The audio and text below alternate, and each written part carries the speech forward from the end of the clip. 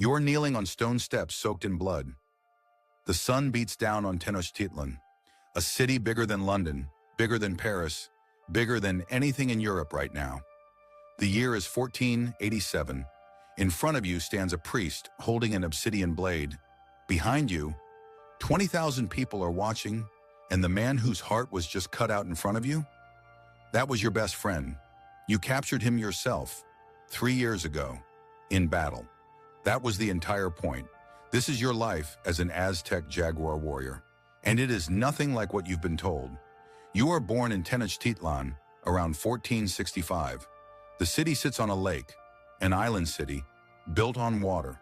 Population, 200,000 people. Right now, London has 50,000. You are born into the people tin, the noble class. This matters, because in the Aztec world, your birth determines everything. On the day you are born, a priest reads the calendar. Not your horoscope, not your future, your fate. The day you were born is called 4 Jaguar. The priest nods slowly and tells your father, this child will be a warrior, or he will be a sacrifice. Those are the only 2 options. Your father looks at you in the cradle. He does not smile. He says, then he will be a warrior.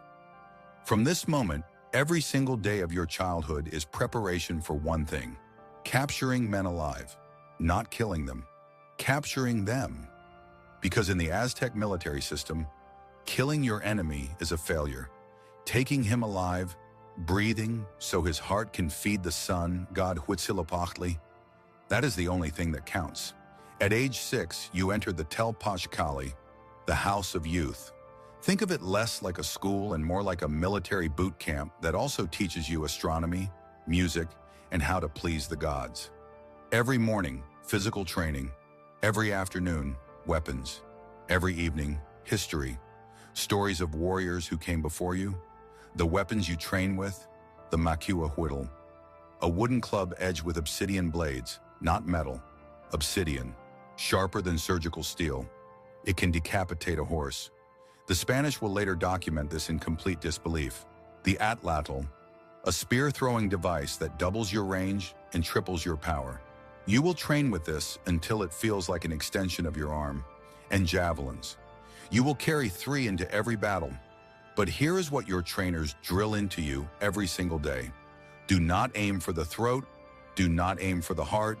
Aim for the legs. Aim for the arms. Bring him down. Bring him alive. A dead enemy is worthless. A captured enemy is a gift to the gods. This philosophy shapes everything about how Aztec warfare works, and it will eventually contribute to their downfall in ways nobody can predict yet. At age 15, you move to the Kalmakak, the elite school for top warriors. Sleep deprivation, cold baths before dawn, fasting for days, not as punishment, as preparation. Because a Jaguar warrior must be able to fight hungry, exhausted, and in pain. At age 17, you go to war for the first time. Not a real war, a Xochiaoyotl, a flower war. This is one of the strangest military concepts in human history. The Aztecs and their neighbors, the Tlaxcalans, regularly organize scheduled battles. Both sides agree on a time, a place, rules of engagement. The goal is not conquest, not territory. The goal is captives. Both sides send warriors. Both sides try to capture as many men as possible. Then everyone goes home, and the captives go to the temples. You arrive at the battlefield. Your trainer stands next to you. He has fought in 11 flower wars.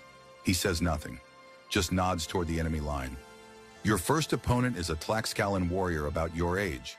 You fight for 4 minutes that feel like 4 hours. You take a cut across your left forearm. You barely feel it. And then a gap opens. His left side.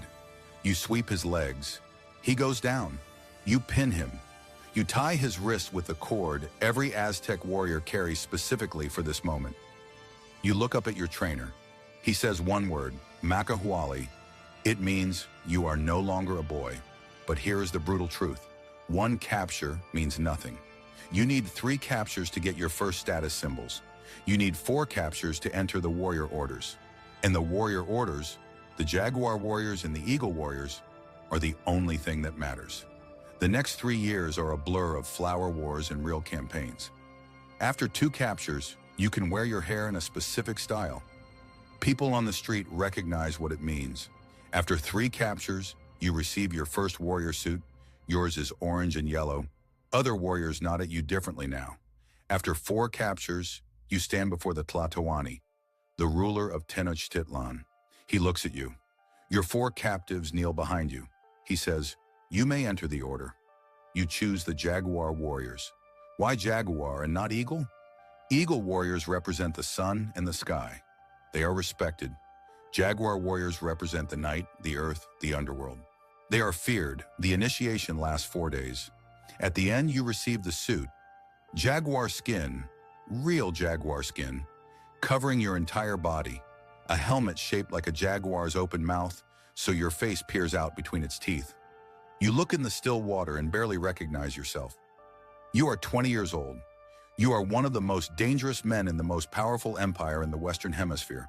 Your life now has a rhythm that most people today would find completely alien.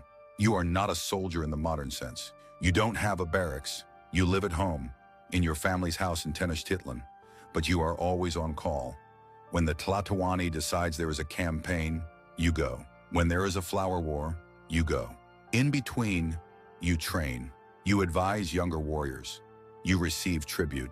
And here is something the history books often skip. Jaguar warriors are wealthy. Each captive you take earns you a share of that person's value, paid in cacao, cloth, and land rights. Successful warriors own houses, multiple wives, servants. You eat well. You are exempt from taxes.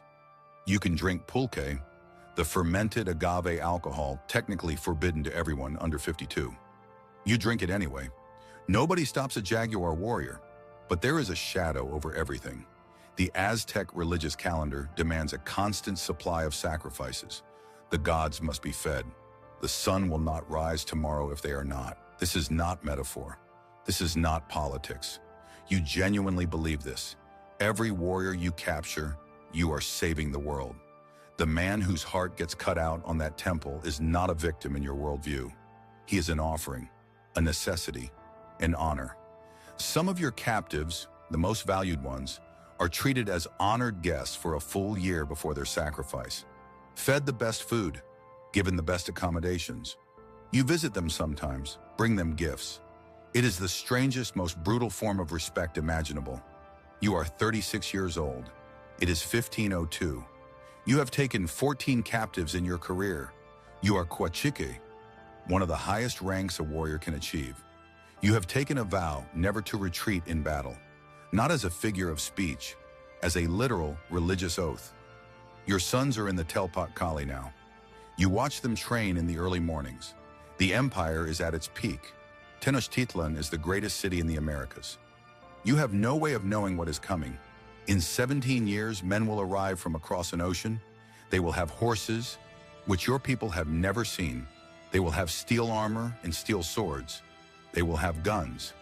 But none of that will actually be the reason the empire falls. The reason the empire falls is this. Every people your empire ever conquered, every tribe forced to send tribute, every nation forced into flower wars to provide captives for your temples, they will side with the strangers. All of them, because they hate you more than they fear the unknown. Your military philosophy, capture alive, never kill, make war a ritual, will prove catastrophic against an enemy that just wants to kill everyone as fast as possible. The Spanish will later write about how the Aztec warriors kept trying to grab them. They wanted us alive, one soldier records. We could not understand it. We just kept killing them. You die in 1521, in the final siege of Tenochtitlan, not from a Spanish sword, from smallpox, a disease you have never encountered, against which your body has no defense whatsoever. You never even see the man who kills you. The city falls 80 days later. Tenochtitlan, the greatest city in the Western world, is torn down stone by stone. Mexico City is built on top of it. The Jaguar Warriors are gone. The gods are forgotten. And the sun, somehow, keeps rising anyway.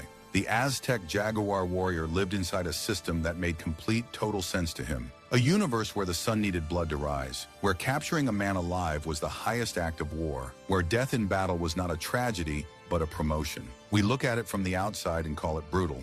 He looked at it from the inside and called it sacred, which raises a question worth sitting with. How many systems are we inside right now that someone 500 years from now will look at exactly the same way?